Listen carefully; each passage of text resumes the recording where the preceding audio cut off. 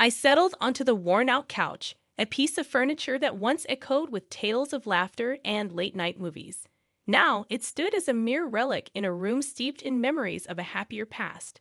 Upstairs, my 3-year-old, Sophie, slumbered peacefully, her gentle breaths providing a stark contrast to the somber atmosphere below. Glancing at the clock once more, well past 10 p.m., I couldn't shake the sense of anticipation. Mark, my husband, was running late again, a routine that had become the new norm. The familiar sound of the key finally turning in the lock shattered the prevailing silence. I rose, instinctively smoothing my shirt, a habit that seemed futile in the face of our strained relationship. "Mark," I called out as he entered, looking more like a stranger than the man I had married. "You're late." He didn't meet my eyes, offering only a grunt in response. "Work. It's always work," he mumbled, his once warm and affectionate voice now carrying a cold, distant tone. I tried to maintain a casual tone, mentioning Sophie's inquiries about him earlier in the day. "She asked about you today, wondering when Daddy would be home." He shrugged off his coat carelessly, hanging it on the rack. "Kids ask a lot of things. Doesn't mean we always have answers." A pang of pain shot through my heart. "Maybe we could do something this weekend, just the three of us. Sophie would love that." Mark snorted, his tone laced with sarcasm. "A family outing with everything that's going on? Don't be naive, Lily." My hands trembled slightly. This wasn't the man I fell in love with. "It's important, Mark. She needs her father." He walked to the fridge, pulling out a beer. "What she needs is a miracle, not me playing pretend in a park." I couldn't hold back my tears. "She's your daughter, Mark. How can you be so cold?" He took a swig of his beer, avoiding my gaze. "I'm being realistic, Lily. This isn't the life I wanted. A sick child, a house that feels more like a hospital." I followed him into the kitchen, my voice rising. "And what about me?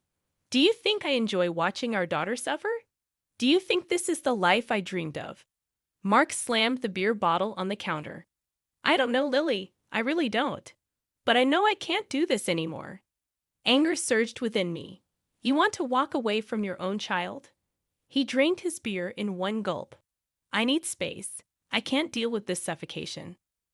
"Suffocation," I echoed in disbelief. "Is that what your family is to you now?" Mark turned away, his shoulders tense. "It's not just that. It's everything. The constant hospital visits, the medical bills, the way our lives revolve around Sophie's illness. I didn't sign up for this."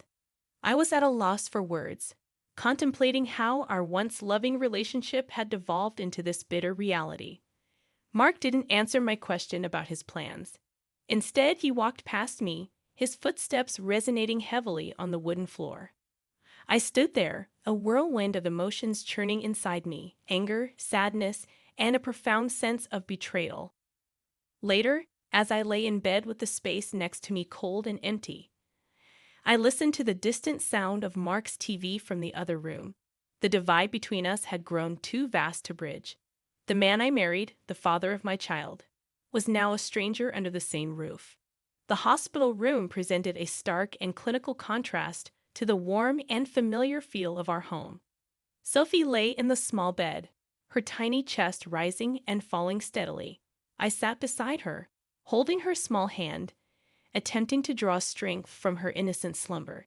Nurse Janet walked in, her face masked with professional kindness. "How's our brave girl doing today, Lily?"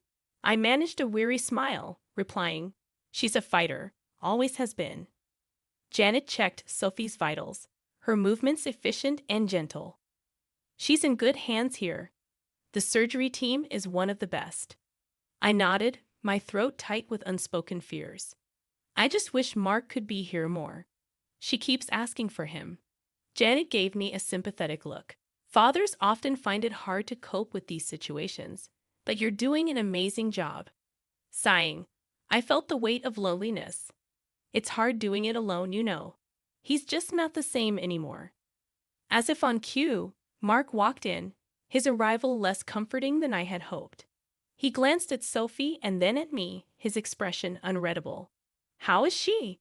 I replied, trying to keep my voice steady. He fiddled with his phone, avoiding eye contact. I can't stay long. Work's crazy. Anger flashed within me. Work? Because that's what's important right now? Mark looked up, his eyes cold. What do you want from me, Lily? To sit here and watch her sleep? I bit back a retort, focusing on Sophie instead. She asked for you today, Mark. She misses her dad. He shrugged off his detachment like a physical barrier. I'm here, aren't I? Before I could respond, Sophie stirred, her little voice weak but clear. Daddy. Mark's face softened momentarily as he moved closer to her. Hey, princess, Daddy's here. Sophie smiled faintly, reaching out for him. Stay with me, Daddy. I watched with a mix of hope and sorrow in my heart as Mark hesitated, then sat on the edge of the bed. I can't stay long, Sophie. Daddy has to work. Her smile faded, a look of understanding far beyond her years in her eyes. It's okay, Daddy. I love you. Mark forced a smile, patting her hand. I love you too, kiddo. As he stood to leave, I felt a surge of resentment. She needs you, Mark. We need you. He paused, his back to us. I'm doing what I can, Lily. His words rang hollow in the sterile room as I watched him leave, a familiar sense of abandonment settling over me. Sophie's hand gripped mine, her small presence a reminder of the fight ahead of us. That was brewing just beyond their sight. The room fell silent again, save for the beeping of the monitors in Sophie's hospital room. Leaning closer to Sophie, I whispered promises of better days, promises I wasn't sure I could keep. In that moment, all I had was hope and the unwavering love for my daughter. The silence was shattered by a call from my friend Lisa, a realtor at a local company, in the dimly lit hospital cafeteria, clutching a lukewarm cup of coffee. I sat, my mind swirling with betrayal and shock. Mark was selling our house, our home. Anger and disbelief fueled a determination I hadn't felt in months. Lisa slid into the seat across from me, her expression a mix of concern and anger. I can't believe he's doing this, Lily, selling your house while you're here with Sophie. Taking a deep breath, I tried to steady my shaking hands. I need you to delay the sale, Lisa. Buy me some time. Lisa nodded, her eyes firm. I'll do what I can, but we don't have much time. He's pushing for a quick sale. Leaning forward, my voice low and firm, I declared, I won't let him get away with this. He thinks he can just steal my house and run off with whoever she is. Lisa reached out, gripping my hand. Do you have a plan? The word echoed in my mind. I had been reactive for too long, letting life and Mark's indifference dictate my days. But not anymore. I'm going to fight back. I'll start by talking to a lawyer. There has to be a way to stop this. Lisa's expression shifted to one of support. Good. You fight this, Lily, and I'm here every step of the way. Feeling a spark of resolve, I added.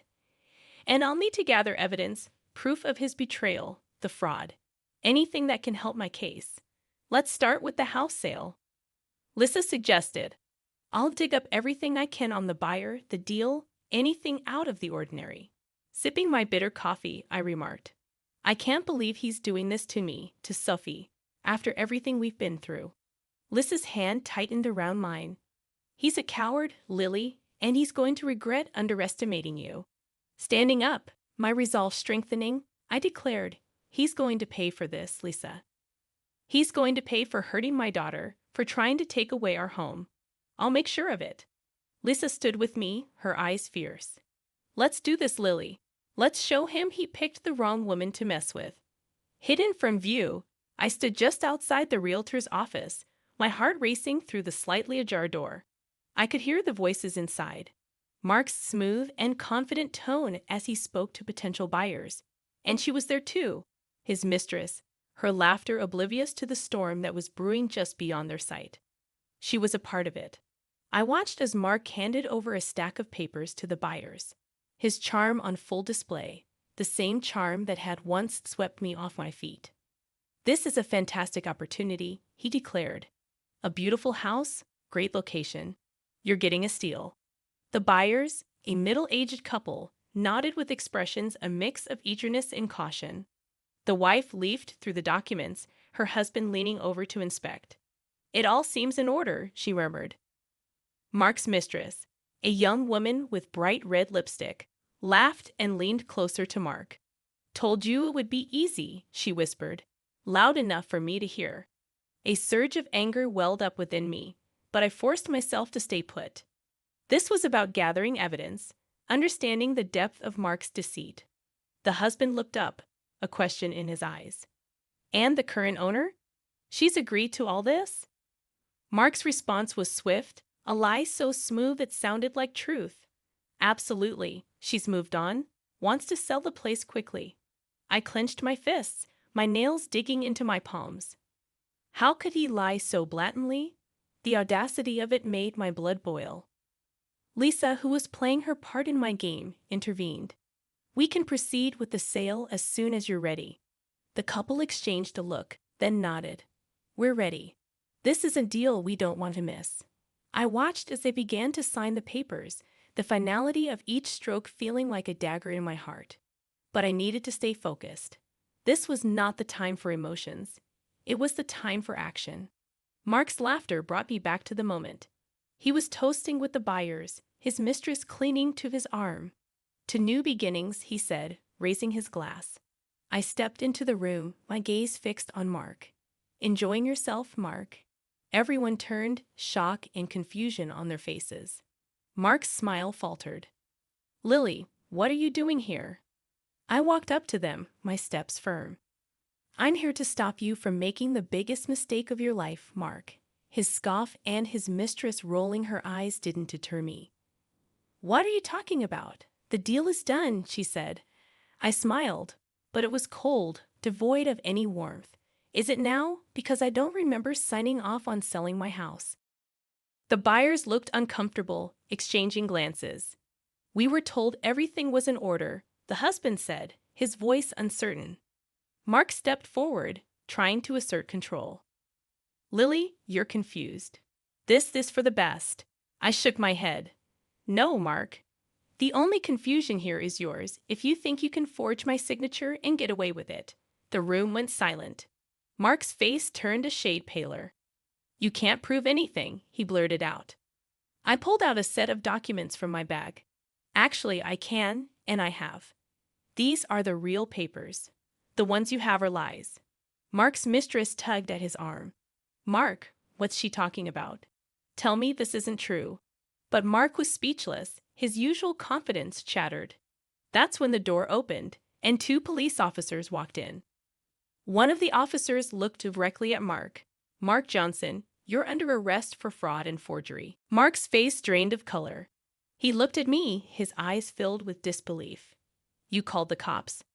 I met his gaze, my voice steady. Yes, I did. You broke the law, Mark, and you tried to steal my home. As the officers handcuffed Mark, his mistress started to cry, her makeup smearing. The buyers quickly gathered their things, eager to distance themselves from the situation. One of the officers turned to me. We'll need your statement, ma'am. I nodded, feeling a sense of justice. Of course, officer. As they led Mark away, he looked back at me, his expression a mix of anger and regret. But I felt no sympathy. He had made his choice, and now he was facing the consequences. Lisa smiled at me, nodding her head approvingly. I smiled back and left the office. A weight lifted off my shoulders. I had stood up for myself and Sophie. I had fought back, and this was just the beginning. After Mark's arrest, I found myself in the lawyer's office, surrounded by law books, the air heavy with the scent of leather. Mr. Thompson, my lawyer, was a no-nonsense man in his 50s, his face etched with lines of experience. He glanced at the file in front of him. Lily, your husband's actions have opened up a big can of worms. The fraud charge is serious. I sat across from him, my hands clasped tightly in my lap. I know, Mr. Thompson, but I couldn't let him get away with it, not after everything. Mr. Thompson nodded, understanding in his eyes. I respect that. Now, about the divorce and custody battle. You're in a strong position, but it won't be easy. I leaned forward. I'm ready for it. I have to do this for Sophie. She deserves a stable home.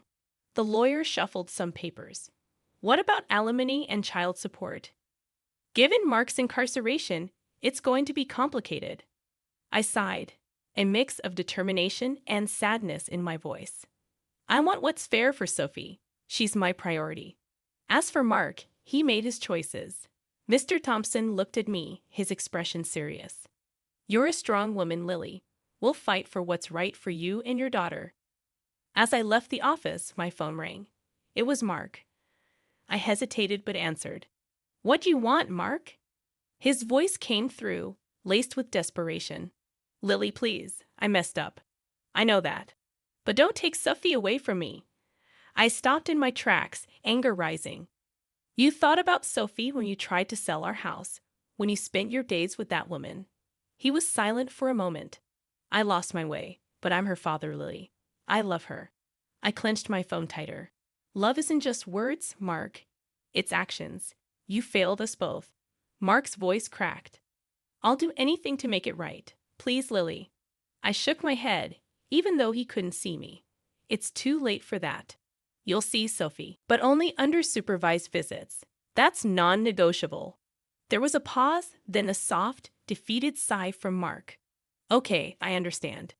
The days were a whirlwind. I spent most of my time with Sophie, ensuring she felt loved and secure amidst the chaos. Her laughter was a balm to my wounded heart. One afternoon, while Sophie napped, I received a call from my sister Laura. Hey, Lily, how are you holding up? Laura's voice was always a mix of concern and strength. I sighed, staring out the window. It's tough, but I'm getting through it. Laura was silent for a moment. I heard about Mark. I'm so sorry, Lily, but I'm proud of you for standing up to him. I smiled faintly. Thanks, Laura.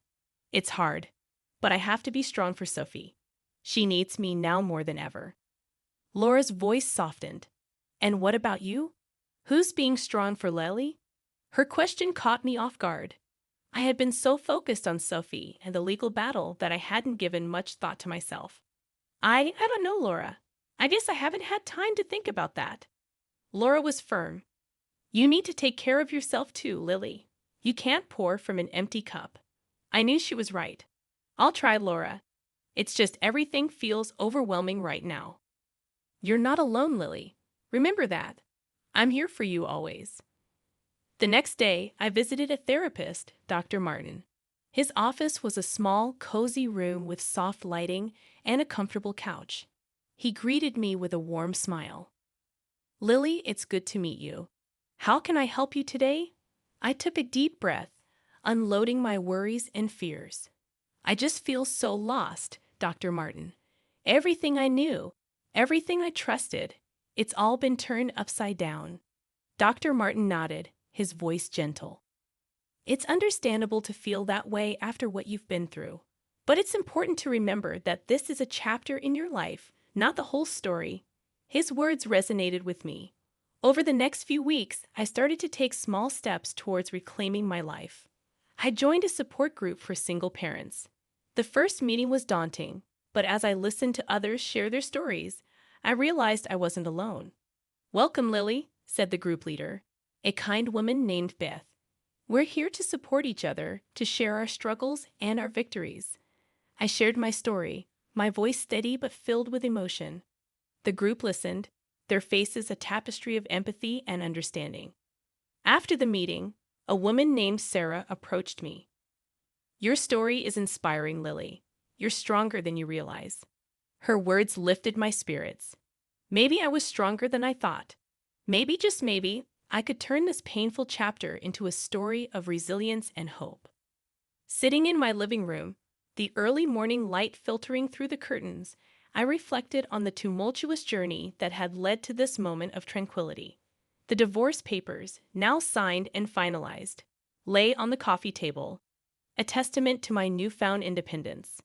The legal battle had been long and arduous.